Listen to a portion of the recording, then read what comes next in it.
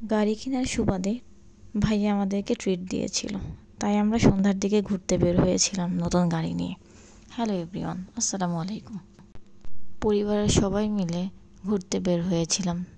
এখন আমরা খানাসে যাব, কিন্তু রাস্তায় যে পরিমাণ জ্যামটাকে উপেক্ষা করে দেন আমরা চলে আসলাম খানাসে হালকা পাতলা নাস্তা করে দেন আমরা আবার বের হয়ে গেছি দিয়াবাড়ি যাব বলে। আর বাচ্চারা তো এদিক দিয়ে কী খুশি, সবাই দিয়াবাড়ি যাবে, এই জন্য দিয়াবাড়ির উদ্দেশ্যে রওনা হয়ে গেলাম।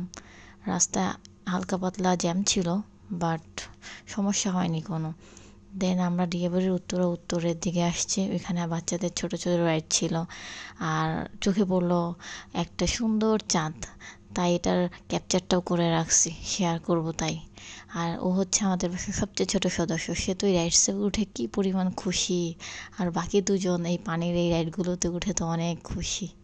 যাই হোক, থ্যাঙ্কস ফর এভরিওয়ান।